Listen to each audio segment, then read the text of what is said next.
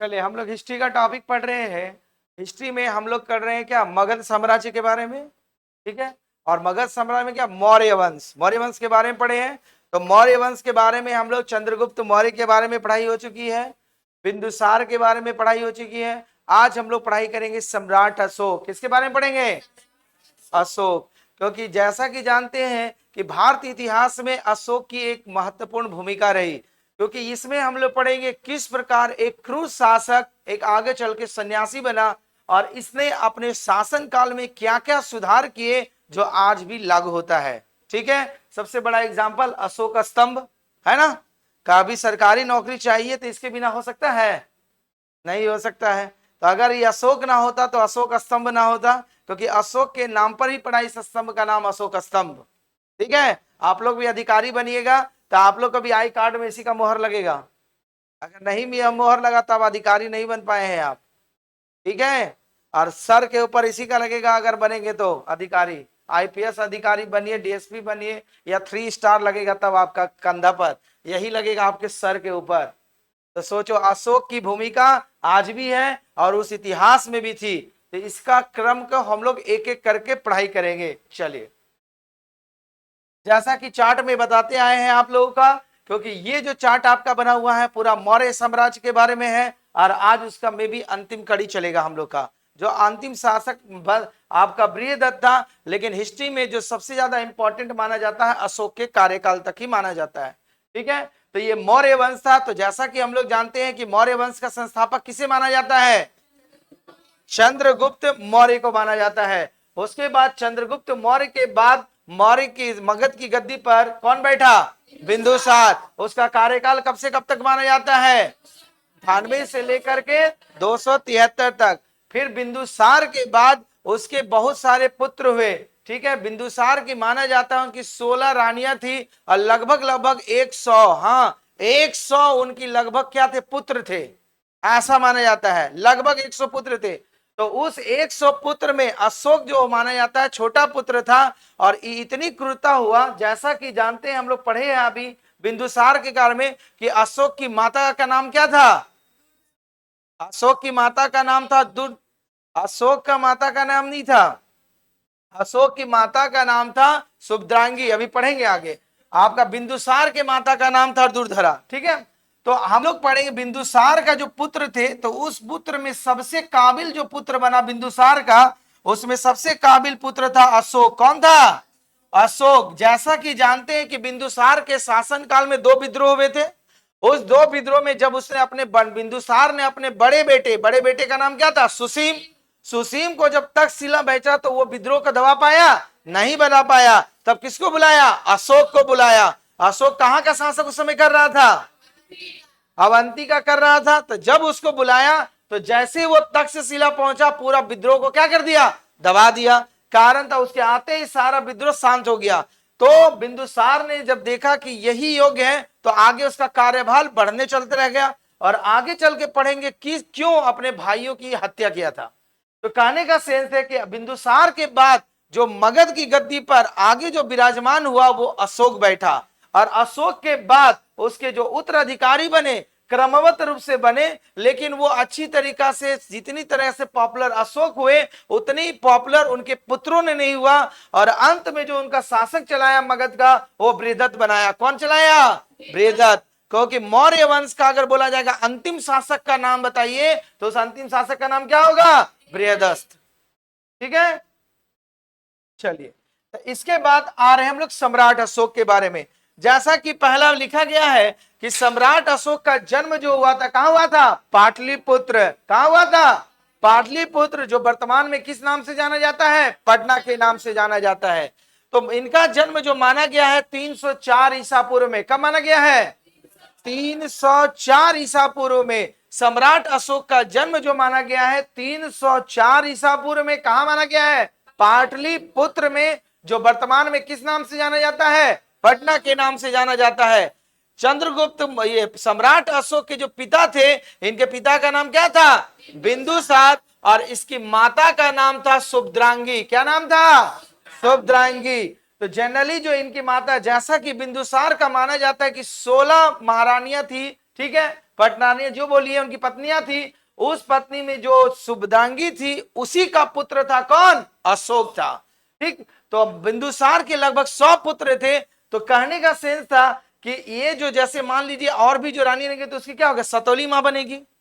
राय मान लीजिए एक पिता का बहुत सारी उसकी पत्नियां हैं तो पुत्र उसकी सौतेली मां बनेगी। तो ऐसा माना जाता है इतिहासकारों में कि इसके जो चचेरे भाई थे, इनके चचेरे भाई ने इनकी मां की हत्या कर दी थी। अशोक की मां का, तो अशोक की मां कौन थी? शुभदांगी थी। तो इनकी हत्या कर दी। इसी कारण से वो बहुत ही क्रूर हो गया और इस क्रूरता के कारण उन्होंने सारे भाइयों के अपने जितने थे हत्या कर दी और इनके 99 भाई को मार डाला इन्होंने। इतना क्रूर हो गया। कैसे क्या होता है? जैसे माता से पुत्र का लगाव ज्यादा होता है, तो हत्या करने का वजह यही माना जाता है। तो यही माना जाता है कि बौद्ध ग्रंथ के अनुसार अशोक ने राजा बनने के लिए, क्योंकि वो तो छोटा था, जब तक ऊपर वाला को हत्या नहीं करेगा भाई को तब तक वो राजा बन नहीं सकता है। ठीक, और सुसीम उतना योग्य था नहीं जो मगध के साम्राज्य को अच्छी तरीका से चला सके। तो इसीलिए उन्होंने 99 भाइयों को मारा और मार कर कहीं फेंका नहीं, वो कुआं में डाल दिया। बोला 99 भाइयों को हत्या करके एक कुआं में डाल दिया और वो कुआं आज भी पटना में आगम कुआं के नाम से जाना जाता है। किस कुआं के नाम से जाना जाता है? हाँ, तो कहीं पटना जाओगे तो बोलना टेम्पल आगम कुआं लेके चलिए, वो लेके चल जाएगा। वो जगह है, जिस तरह आप बोलते हैं हजारीबाग का बाबू गांव जगह है, ठीक है, उसी प्रकार उस जगह का नाम है आगम कुआं। ठीक है, तो अभी भी माना जाता है कि वो कुआं मौजूद था। तो ये जो होता है, तो अपने कितने, अशोक ने कितने भाइयों की हत्या की थी? सोच लो। समझ रहे हैं राज सिंहासन कैसा है? मगध उतना बड़ा साम्राज्य था, उस साम्राज्य पर बैठेगा कैसे जब तक पीछे वाला ऊपर वाला सफाया नहीं होगा। ठीक, तो आपका सम्राट अशोक ने 99 भाइयों की हत्या की, तब जाकर के वो मगध की सिंहासन पर बैठा और उसका राज्याभिषेक जो माना जाता है कब हुआ था? 269 ईसा पूर्व में। कब हुआ था? ईसा पूर्व में अशोक ने अपने राज्याभिषेक किया। लेकिन ये राज्याभिषेक से पहले ये कहां गया था? तक्षशिला को भेजा था दबाने के लिए, तब जाकर के वो राज्याभिषेक हुआ था। तो राज्याभिषेक कब हुआ था? इसे 269 ईसा पूर्व में, याद रखिएगा। और हाँ, राज्याभिषेक के पहले कितना मारा था भाई को? 99 भाई को। सोचो, ये हत्या करने के बाद भी सन्यासी बना आगे चल के। तो आपका रिमाइंड कर लीजिए, अशोक का जन्म कब हुआ था? 304 ईसा पूर्व में। कहां पर हुआ था? पाटलिपुत्र का वर्तमान नाम पटना। अशोक के पिता का नाम बिंदुसार, इसकी माता का नाम शुभदांगी। इसके बाद इनके भाई, कितने भाइयों की हत्या की थी इसने? 99। इन्होंने राज्याभिषेक कब किया? 269 ईसा पूर्व में। अगला, ऐसा माना जाता है कि इन्होंने राज्याभिषेक के 8वें वर्ष बाद, अर्थात बोला गया है 261 ईसा पूर्व में, अशोक ने कलिंग पर आक्रमण किया। अभी कलिंग का भी कहानी समझिए। ऐसा माना जाता है कि मगध साम्राज्य में एक ऐसा ही था, जैसे इसके पिता चंद्रगुप्त मौर्य, दादा चंद्रगुप्त मौर्य, इसका पिता बिंदुसार। तो मगध के साम्राज्य में लगभग सब साम्राज्य को मिला लिया था, लेकिन कलिंग ही ऐसा था जो इसके अधीन में नहीं आया था। तो बोला कि आप मेरे दादा नहीं बना पाए, मेरे पिता नहीं बनाए, तो इसके पिता, इसके जो सम्राट अशोक थे, ये बोला ये मगध के लिए एक कलंक माना जाता था। जैसे मान लिया पूरा सब राज्य जीत लिए, एक राज्य छूटा है तो आपको भी अफसोस होगा। तो यही अशोक थे जो मौर्य वंश का, इन्होंने ये डिसाइड किया कि जब हमारे पूर्वजों ने नहीं जीता उस राज्य को, तो हम जीतेंगे इस राज्य को। तो इस राज्य को जीतने का इन्होंने दृढ़ निश्चय किया। और उस समय कलिंग का शासक था नंदराज। ठीक है, तो वहां पर जब ये आक्रमण किया, तो दूसरा वजह क्या था? देखो, जैसे बताए थे कि कोई भी राजा शक्तिशाली तब होता है जब उसके पास सैनिक होना चाहिए, रथ होना चाहिए और हाथियां भी होना चाहिए। तो ऐसा माना जाता है कलिंग में प्रचुर मात्रा में लंबे सूंड वाले हाथी मिला करते थे। लंबे सिंग वाले, सिंग समझते हैं ना, वो हाथियां मिलाए जाते थे, जो युद्ध का दृष्टिकोण से बहुत ही महत्वपूर्ण माना जाता था। एक वजह यह भी था क्योंकि अशोक चाहता था कि अगर हम उस राज्य को जीत लेंगे तो हमारे पास हाथियों की भरमारता हो जाएगी और हम किसी भी राज्य पर अगर आक्रमण करेंगे तो आसानी से जीत जाएंगे। क्योंकि उस समय तो तोप का गोला चलता नहीं था, ज्यादा चलता था, बहुत ही कम, ज्यादा तीर धनुष और जानवर रथ, ये सबसे लड़ाई होता था। तो इसी वजह से वो जीतना। और दूसरा नंबर सबसे महत्वपूर्ण कारण किया था कि इनके पिता ने इस राज्य को मिला नहीं पाया था, तो इसीलिए कलिंग का एक जिद था कि अशोक का एक जिद था कि कलिंग को हम मगध के साम्राज्य में मिलाएंगे। इसीलिए ये जब आक्रमण किया, इतना क्रूरता पूर्वक आक्रमण किया कि ऐसा माना जाता है कि इस युद्ध की लड़ाई में इसके लाखों लाख सैनिक मारे गए थे, और इस युद्ध में बच्चे तक को भी नहीं छोड़ा गया था, महिला, बच्चे, जन्मजात बच्चे तक को भी नहीं छोड़ा था। इतनी क्रूरता वाला लड़ाई हुआ था ये, क्योंकि क्या था, जिद था। किसका जिद था? अशोक का। अशोक का जिद था कि ये राज्य जीता क्यों नहीं जा रहा, तो अपने सैनिक को आदेश दे दिया था कि अगर इस राज्य को जीतने के लिए जो भी करना पड़े पूरी छूट दे दिया था अपने सैनिक को। तो सेनाओं ने क्या की, इतनी घमासान लड़ाई की कि जो भी आए रास्ता में, नरसंहार समझते हैं ना, कि आगे में बच्चा आए, बूढ़ा आए, महिला आए, पुरुष आए, किसी को नहीं छोड़ा, पूरा निस्तनाबूद कर दिया। कलिंग का लड़ाई सोचो कितनी खतरनाक लड़ाई लड़ा था अशोक, क्योंकि अशोक का मेन उद्देश्य था कि इस राज्य को अपने अधीन करना। किसके अधीन करना? मगध साम्राज्य के अधीन करना। क्योंकि अगर सिंपल तरीका से लड़ता, समझौता करता, हो नहीं रहा था, इसी तरीका से लड़ रहा था, इसीलिए बहुत क्रूरतापूर्वक आक्रमण किया। और इसी लड़ाई के बाद ही अशोक का हृदय परिवर्तन हुआ। क्यों हुआ? क्योंकि आगे चल के बताएंगे कि इसी का लड़ाई में एक वृद्ध जब आया, तो जैसे होता है लड़ाई के बाद राजा भ्रमण करता है कि हम जीते कि नहीं जीते, तो जब एक शिशु बच्चे को लेकर के आया तो उन्होंने अशोक से वही सब क्वेश्चन पूछा कि आप राजा हैं तो हर ख्वाहिश पूरा कर सकते हैं, क्या इस बच्चे को जीवित कर पाएंगे? तो बहुत सोचने के लिए विवश हो गया, क्योंकि नवजात शिशु को हत्या करने से कोई मतलब है? अगर कोई शत्रु भी होगा तो आदमी को मारता है, महिलाओं को भी चलो मार देता है, लेकिन छोटा छोटा नवजात बच्चा को भी नहीं छोड़ा था उसकी सेनाओं ने। सोचो इतना खतरनाक लड़ाई अब तक के इतिहास का सबसे बड़ा लड़ाई हुआ था। तो इसी कारण से जो आपका आया, वो जो सन्यासी जो बना, जो बौद्ध भिक्षु बने हैं, वही क्वेश्चन किया था इससे सम्राट अशोक से कि आप जो हत्या किए, सम्राट जीत गए, आप तो हर राजा का ख्वाहिश पूरा करते हैं, आपने अपने साम्राज्य का विस्तार कोई करता क्यों है? सपोज करो अभी हम हजारीबाग को मिला देंगे धनबाद से, तो मिलाने से क्या फायदा होगा? सबसे ज्यादा फायदा हजारीबाग वालों का होगा ना। अभी सपोज करो झारखंड को बिहार से मिला दे थोड़ी देर के लिए, तो क्या होगा? आपका क्षेत्रफल विस्तार होगा, तो आराम से वहां का वैकेंसी जितना हुआ सारा सुविधाएं मिल पाएगा, लाभ मिलेगा। तो जनता का लाभ के लिए ही शासक ज्यादा लड़ता था, अपने साम्राज्य का विस्तार के लिए लड़ता था। तो यही वजह से हृदय परिवर्तन हुआ कलिंग। तो ऐसा माना जाता है इतिहासकार के कि कलिंग युद्ध के बाद अशोक ने अपना हथियार को त्याग दिया और वहीं से वो बौद्ध भिक्षु बना। कौन सा समझ में आ रही बात? तो उसी के बारे में लिखा गया है। देखो अभिषेक के माने राज्य अभिषेक के 8वें वर्ष 261 ईसा पूर्व में अशोक ने कलिंग पर आक्रमण किया। उस समय कलिंग की राजधानी का नाम था तोसली। क्या राजधानी था? तोसली था, पर अधिकार किया। तो कलिंग पर जब आक्रमण किया कौन सा ईसा पूर्व में किया था? 261 ईसा पूर्व में। और अपने राज्य अभिषेक के कितने वर्ष बाद किया था? 8 साल के बाद तुरंत आक्रमण किया वो, क्योंकि उसका जिद था।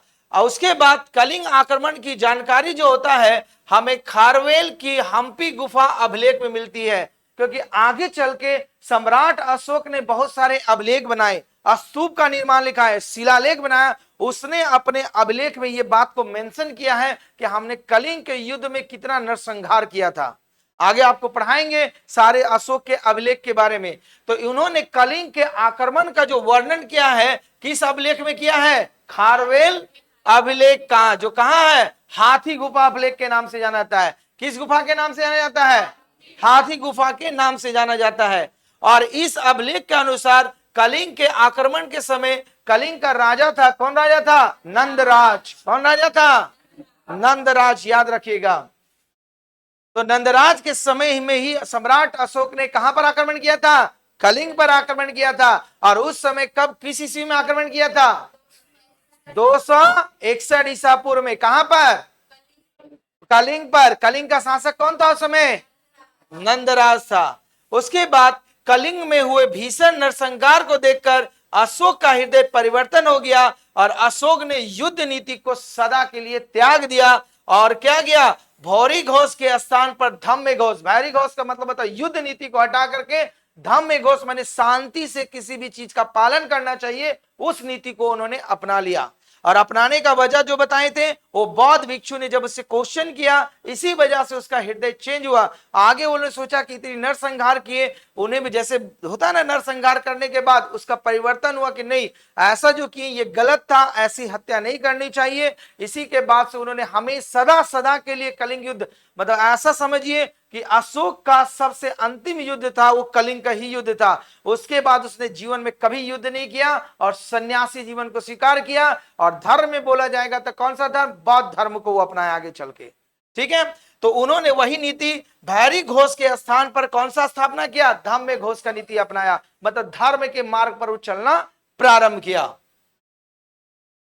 इसके बाद ऐसा माना जाता है कि अशोक ने हाथियों की प्राप्ति करने के लिए कलिंग पर आक्रमण किया, जो आपको पहले बोल चुके हैं, क्योंकि हाथी वहां प्रचुर मात्रा में पाया जाता था, इसी कारण वो आक्रमण करने का उद्देश्य था। कलिंग आक्रमण के बाद अशोक ने देखो कौन सा धर्म को अपनाया? बौद्ध धर्म। ठीक है, और इसे बोला गया है बौद्ध धर्म की शिक्षा देने वाले व्यक्ति कौन थे? उपगुप्त। यही व्यक्ति इसको क्वेश्चन पूछा था वहां पर, क्योंकि जैसे राज्य में हर तरह का सन्यासी लोग रहता है, तो सन्यासी वही जब निबोध बालक को जन्मजात शिशु को लेकर के आया था, तो यही क्वेश्चन पूछा था कि ये बच्चे की हत्या कारण क्या था। मान लो किसी को पिटाई करेंगे, कोई गलती करेगा तब ना, वो छोटा बच्चा क्या गलती किया है? वो तो बेचारा, उसको पता भी नहीं है कि दिन है कि रात है, सूर्य की नहीं, तो इतनी हत्या किया। तो इसी कारण से इसका हृदय परिवर्तन हुआ का सम्राट अशोक का, और उन्होंने बौद्ध धर्म स्वीकार किया। और उसके धर्म गुरु को स्वीकार करने वाला किसने शिक्षा दी थी? उपगुप्त। तो आपसे पूछा हो जाएगा कि सम्राट अशोक को बौद्ध धर्म की शिक्षा किसने दी थी? उपगुप्त ने दी थी। याद रखिएगा, एग्जाम में रिपीट करता है क्वेश्चन। अशोक शुरुआत में जनरली क्या था? ब्रह्म धर्म को, ब्राह्मण धर्म को मानता था, लेकिन परंतु आगे चल के कौन सा धर्म को अपनाया उसने? बौद्ध धर्म को। वो ब्राह्मण धर्म को मानने वाला था, लेकिन नरसंहार के बाद उसने किस धर्म को स्वीकार किया? बौद्ध धर्म। बौद्ध धर्म की शिक्षा देने वाले गुरु का नाम उपगुप्त था। बौद्ध धर्म को स्वीकार किस युद्ध के बाद किया? कलिंग युद्ध। कलिंग युद्ध कब हुआ था? 261 ईसा पूर्व में। याद रखिएगा, कलिंग की लड़ाई का कारण क्या था? हाथियों की प्राप्ति करना, और उसके जितने पूर्वजों ने कलिंग को मगध राज्य में नहीं मिला पा रहे थे, इसी वजह से उन्होंने लड़ाई किया था उसका। इसके बाद अशोक ने बौद्ध धर्म उसका व्यक्तिगत धर्म था। व्यक्तिगत धर्म तो समझते हैं, वो स्वेच्छा से स्वीकार करना। सपोज दैट जैसे हम लोग अलग अलग धर्म से है, हम लोग का जो दादा परदादा जो धर्म मानते आए हैं उस धर्म को मान ही रहे, उसके अलावा कोई अच्छा लगा धर्म उसको स्वीकार किए, दैट इज कॉल्ड व्यक्तिगत, निजी और पर्सनल, इंग्लिश में बोलते हैं। पर्सनली वो स्वीकार किया था, लेकिन वास्तव में उसके जो धर्म को मानने वाले थे क्या थे? दरवाजे बंद कर दो। मानने वाले कौन थे? वो ब्राह्मण धर्म के मानने वाले थे, लेकिन आगे चल के वो कौन सा धर्म स्वीकार किया था? बौद्ध धर्म को स्वीकार किया था। तो वही बोला गया है कि सम्राट अशोक ने जो बौद्ध धर्म को स्वीकार किया था वो क्या था? व्यक्तिगत। वो किसी कर क्या हुआ? अपनी प्रजा पर नहीं थोपा कि हम स्वीकार किए तुमको ही मानना पड़ेगा। दैट इज कॉल्ड होता है निजी, मतलब हम पर्सनली स्वीकार कर रहे हैं, किसी को मानना है तो मानो, नहीं मानना है तो मत मानो। तो बोला गया उसने कभी भी बौद्ध धर्म को राज्य धर्म घोषित नहीं किया। राज्य धर्म समझते हैं ना? राज धर्म का मतलब है कि अगर मगध में घोषित कर दिया गया कि बौद्ध धर्म एक राज धर्म है, तो लगभग सबको स्वीकार करना पड़ेगा। जैसे अभी आने वाला है झारखंड में कर्मा फेस्टिवल, तो कर्मा फेस्टिवल जो कर्मा पूजा है झारखंड का राष्ट्रीय पर्व है। ठीक है, राज्य पर्व, राष्ट्रीय पर्व, राज्य पर्व है, तो कर्मा का दिन पूरा हॉलीडे रहता है, झारखंड बंद रहेगा। ठीक है, तो वो राज्य त्यौहार घोषित कर दिया गया, इसीलिए वो छुट्टी रहता है। तो कहने का सेंस है, तो अगर सपोज करो दूसरा राज्य में नहीं तो छुट्टी रहेगा नहीं। जैसे बिहार में राज्य त्यौहार छठ पूजा है, तो छठ पूजा का दिन पूरा छुट्टा रहेगा। बंगाल में बोला जाता है दुर्गा पूजा है, तो दुर्गा पूजा का हर राज्य की तुलना में वहां ज्यादा छुट्टी रहता है। दिल्ली में बोला जाता है दीपावली रहता है, तो दीपावली का दिन में वहां ज्यादा छुट्टी रहता है। ठीक है, सब राज्य का अपना अपना पूजा है, राज्य त्यौहार है। तो उस कारण से इन्होंने, इस सम्राट अशोक ने क्या बोला? बौद्ध धर्म को राज्य धर्म घोषित नहीं किया था। मतलब जो व्यक्ति जिस धर्म को मानना है माने, लेकिन उस पर कोई दबाव नहीं था।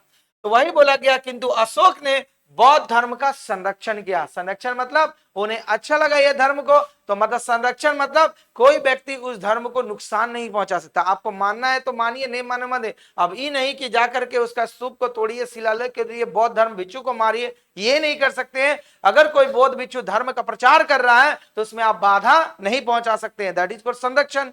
सही बात। आइए, सम्राट अशोक ने बौद्ध धर्म के प्रचार के लिए ये इतनी प्रभावित हुआ, तो इनके जो बेटे थे जिसका नाम था क्या, महेंद्र, और बेटी का नाम क्या था, संघमित्रा, जो बौद्ध धर्म के प्रचार के लिए इन लोगों को कहां भेजा, श्रीलंका भेजा, जो आके बताए थे बौद्ध धर्म में। और वहां पर श्रीलंका में कौन भाषा चलती थी, सिंगली भाषा। कौन सी भाषा, सिंगली भाषा। तो वहां पर तो आपसे एग्जाम में भी पूछा जाता है कि बौद्ध धर्म के प्रचार के लिए सम्राट अशोक ने अपने पुत्र और पुत्री को कहां भेजा था, श्रीलंका। तो सम्राट अशोक के पुत्र का नाम, पुत्री का नाम, ठीक है, इन दोनों को बोझा बौद्ध धर्म पर्सनली भेजा कि जाओ बौद्ध धर्म का प्रचार के लिए जाओ, कहां जाओ, श्रीलंका। आगे देखिए, उसके बाद बोला जाता है सम्राट अशोक ने अपने शासन के 10वें वर्ष सर्वप्रथम बौद्ध गया की यात्रा की। 8वां साल में तो पूरा नरसंहार कर दिया। अब उसको समझ में आ गया क्या भैया, तो आओ बौद्ध। क्यों आया बौद्ध गया, क्योंकि बौद्ध धर्म का संस्थापक को ज्ञान कहां मिला था, बौद्ध गया ने मिला। तो बौद्ध धर्म के संस्थापक को ज्ञान मिला, तो बोला चलो अब हम यात्रा करें, तब हमको भी कुछ ज्ञान मिलेगा, क्या है सत्य। क्योंकि आपको बताए थे ना अष्टांगिक मार्ग बौद्ध धर्म में, तो उसी धर्म को अपनाने के लिए फॉलो कर रहा था, तो फॉलो तो करेगा ही करेगा। इसीलिए वो 8वां साल में क्रूरता पर हत्या किया, और 10वां साल में बोला सन्यासी बन जाओ।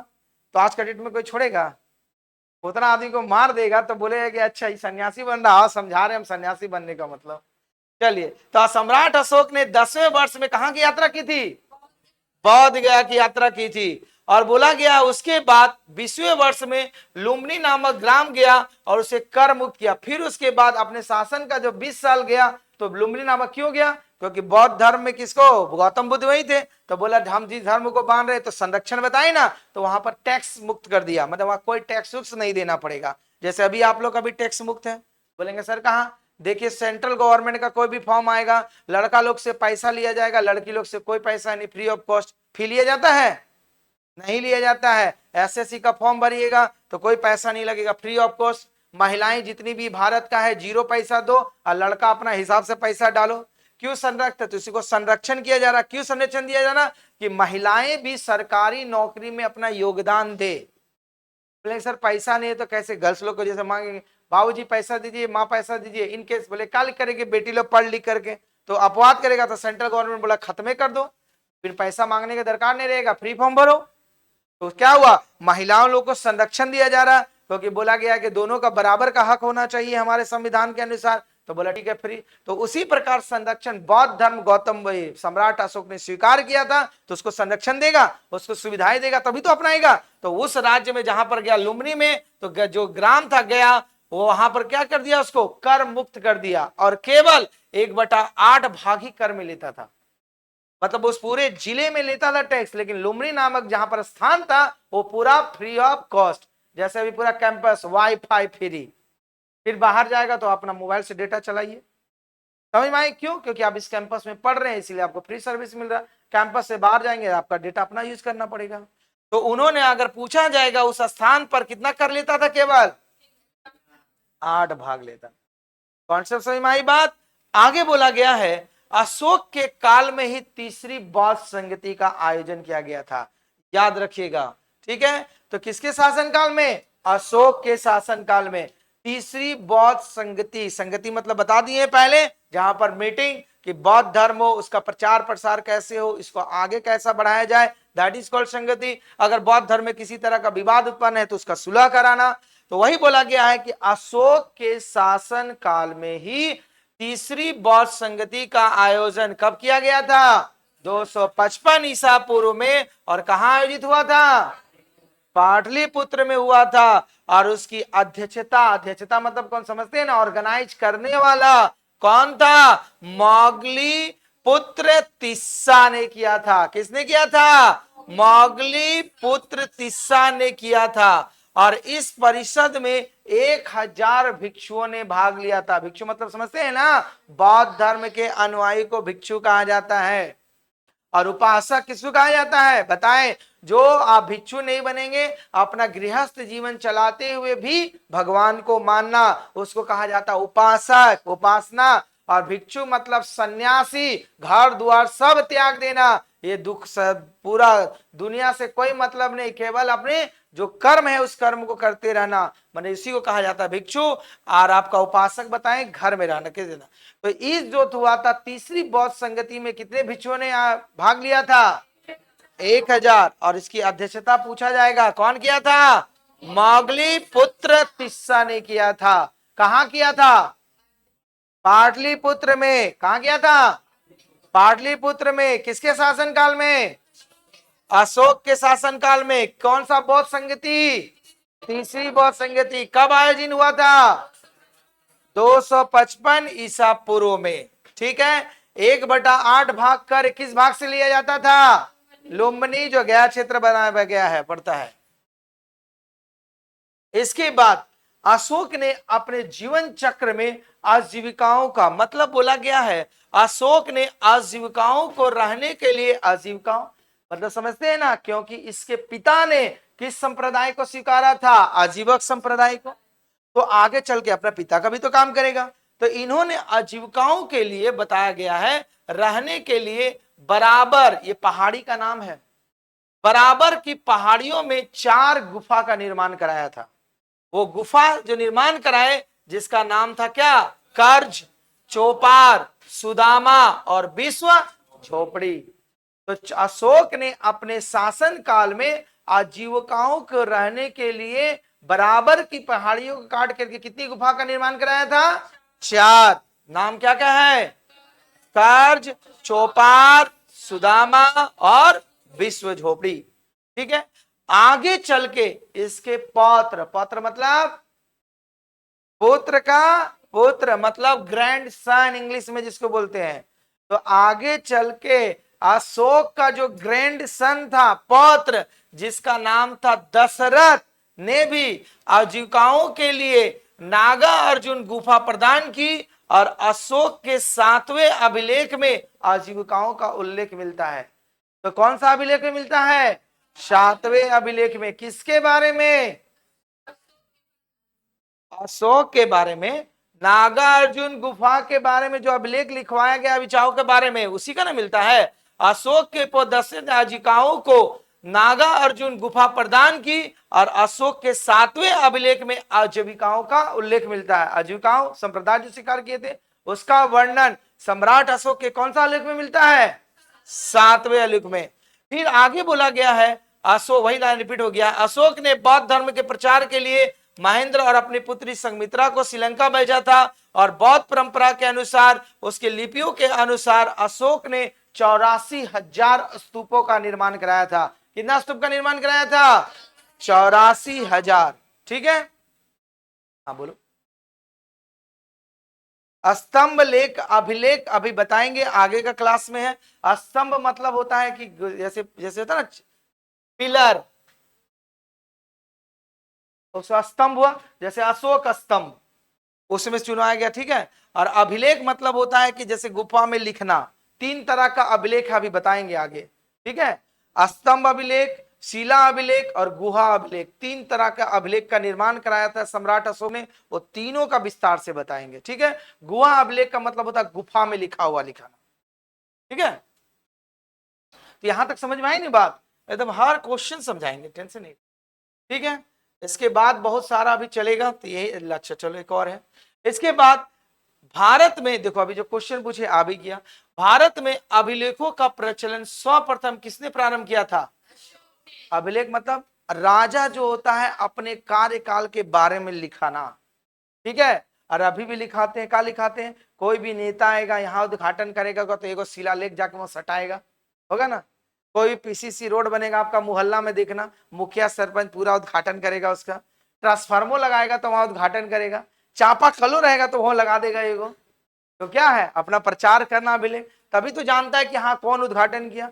तो अशोक ने ही ये प्रारंभ किया लिखने का स्टाइल को, कि अगर सपोज कर जैसे आपका कभी ना कभी तो मृत्यु होना है निश्चित है, तो कैसे पहचानेंगे? तो बना देना अपना जमीन जहां रहेगा पूरा को लिखवा देना, पूरा पत्थरे से, ऐसा पत्थर से बनवा देना कि अपना पूरा जीवनी लिखाना, मेरा दादा का नाम, ई नाम, फलना नाम, ढकना नाम, हम अपने पोता का नाम से इतना संपत्ति छोड़ के जा रहे हैं, यहां से लेकर के 20 बीघा तक जमीन, जहां तक जाओगे पिलर दिखेगा, मेरा पूरा जीवनी लिख दिए।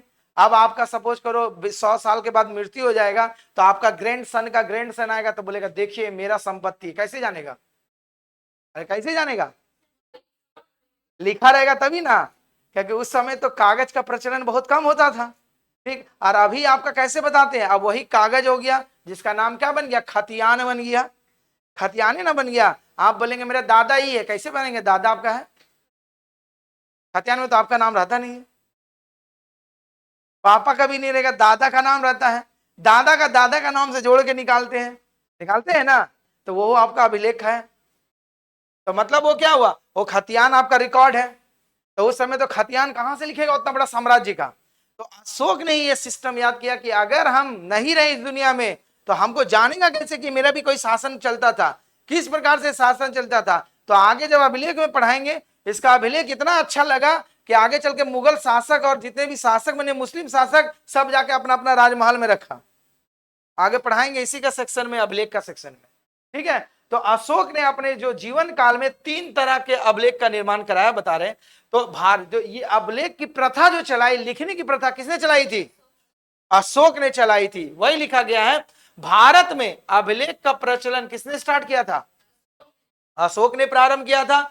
और उसने लिखाया जो ये 4 भाषाओं में लिखाया। कौन कौन सा भाषा थी? ब्राह्मी, खरोष्ठी, ग्रीक और अरमाइकल लिपि में लिखाया। ये जनरली जो होता है पाकिस्तान वाले क्षेत्र में, अफगानिस्तान वाले में मिलता है ज्यादा।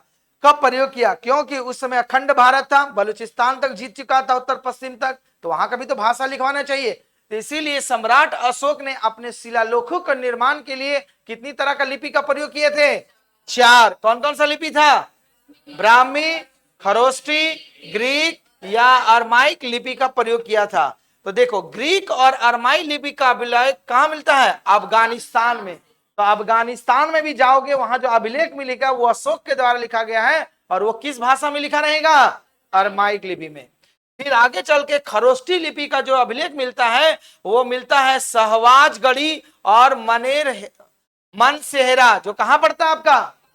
तो उस समय भारत का अंग ही था पाकिस्तान, अखंड भारत था उस समय। तो ये 2 भाषा का जो प्रयोग किया था वो कहां किया था? पाकिस्तान में। और शेष जो मिलता है ब्राह्मी लिपि का जो प्रयोग किया वो कहां मिलता है आपको? भारत में। तो जो आपका जो भारत में जितनी भी लिपि मिलता है अशोक के द्वारा लिखा हुआ, वो किस लिपि में? ब्राह्मी लिपि में आपका मिलता है। और ऊपर के जो 2 लिपि मिलती है, एक अफगानिस्तान के एरिया में और एक पाकिस्तान के एरिया में। और खरोष्ठी लिपि का जो खासियत आपसे पूछा गया एग्जाम में कि खरोष्ठी जो लिपि लिखा जाता था वो किधर से लिखा जाता था? दाएं से बाएं। तो हम लोग लिखते हैं कैसे? बायां से दायां लिखते हैं, ऐसे लिखते हैं ना। लेकिन खरोष्ठी लिपि इधर से लिखा जाता है उल्टा, जिस तरह उर्दू भाषा लिखा जाता है उल्टा। कौन सा सही मारी है ना? तो ये याद रखिएगा कि खरोष्ठी लिपि किससे लिखी जाती है? दाएं से बाएं की ओर ये चलती है। कौन से सही माई? तो ये था सम्राट अशोक। तो भारत में अभिलेख का प्रचलन किसने प्रारंभ किया था? अशोक ने प्रारंभ किया था। अभिलेख को लिखने के लिए कितनी लिपि का प्रयोग करवाए थे वो? 4। कौन कौन सा? ब्राह्मी, खरोष्ठी, ग्रीक और अरमाइक लिपि। ग्रीक और अरमाइक लिपि का प्रयोग देखने को कहां मिलता है? अफगानिस्तान में। खरोष्ठी लिपि का प्रयोग देखने को कहां मिलता है? शाहबाजगढ़ी और मनसेहरा में। कहां पर? वो पाकिस्तान में। और शेष मतलब एक ब्राह्मी लिपि बच गया आपका, जो प्रयोग कहां मिलता है आपको? भारत में। और खरोष्ठी लिपि किधर से लिखा जाता है? दाया से बाएं की ओर। यहां तक समझ में आया? तो यहां तक समझ में आने के बाद अगली क्लास में हम लोग जो पढ़ेंगे अभिलेख के बारे में पढ़ेंगे। ठीक है, तो अभी अशोक जो सम्राट अशोक क्यों कहा गया, यहां तो उसका नरसंहार आया। अब वो लोग क्या करेगा? धर्म का प्रचार चालू किया, तभी तो महान बना आगे चल करके। तो इसकी पढ़ाई अगली कक्षा में। तो आज की कक्षा यहीं तक। धन्यवाद।